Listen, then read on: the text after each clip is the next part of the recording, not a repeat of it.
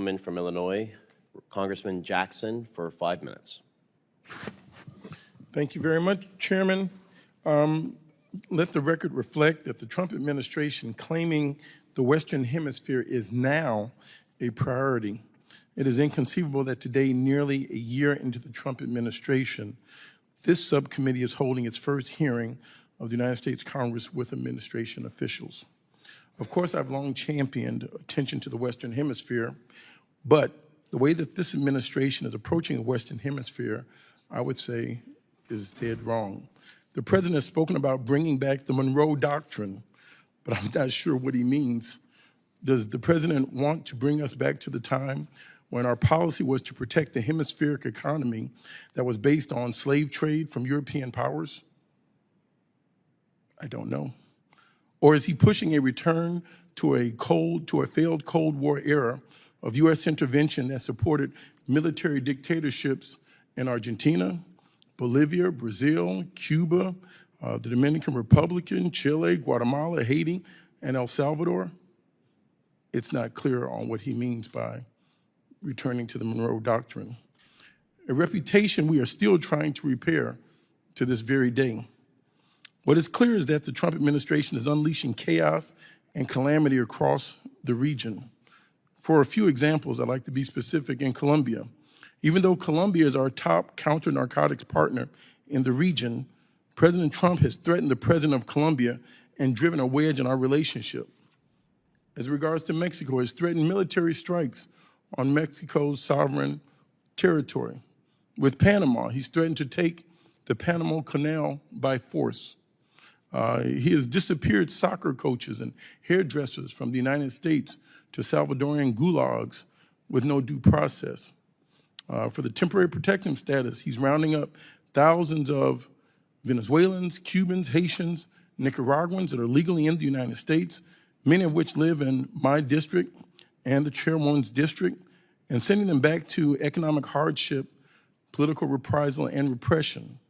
In Honduras, by releasing the then president, Juan Orlando Hernandez, a known and convicted drug trafficker from United States jails who went through United States courts, who was found guilty of having transported 400 tons of cocaine, is just embarrassing and contradictory.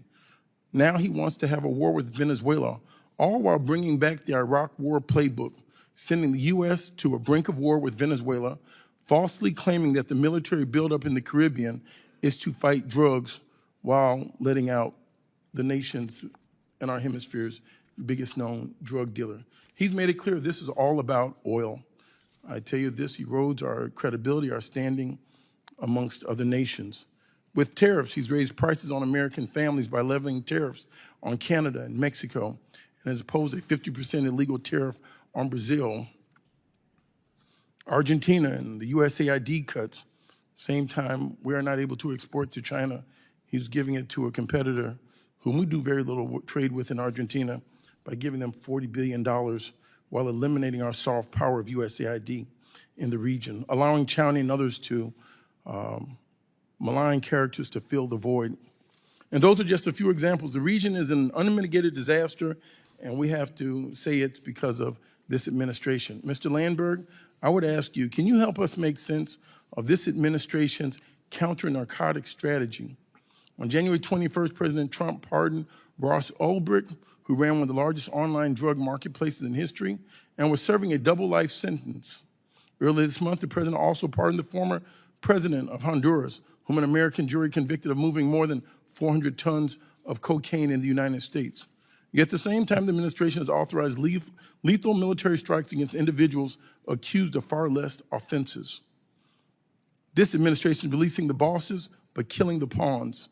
After the September 2nd strike, the Department of Defense ordered the killing of 2 survivors clinging to wreckage. After the October 16th strike, 2 survivors were instead repatriated to their home countries without charges or conditions. Can you please tell me how we can reconcile what this administration's goals are? Thank you, sir. Related to strikes, I would refer you to the Department of War. Related to counter-narcotics strategy and policy, I can tell you what INL's focus is. generally to support what the President Trump's obvious objective is to unleash all tools that he has to counter this poison that has killed hundreds of thousands of Americans. What INL is doing is we are working in a moment of unprecedented will in the region to counter the organizations, to stop the drugs, to increase, criminal justice activities, and to, halt illegal immigration, control borders, control ports. That is what INL is working across the whole region to do and to achieve, and that is in support of the president's overall policies to stop the activities of these organizations, to dismantle them, and to stop the drug flow of fentanyl and keep it from killing American citizens.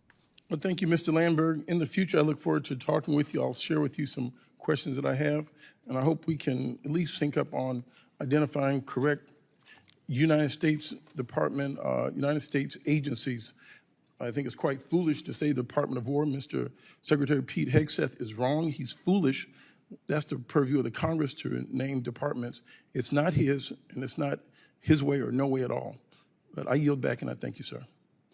Thank you so much. I will just quickly remind, and Congressman Jackson's a great member, he's a friend, but we are also all frustrated in the fact that we haven't had more hearings, but we did for the first time in over 20 years do a full reauthorization of the State Department, which took a tremendous amount of heavy lifting from the staff and from the members. I look forward to more hearings like this to be able to address further issues and also offer a second round of questioning should you have anything that you've not mentioned or if you could submit it into a written record. It's completely up to you as you'd wish.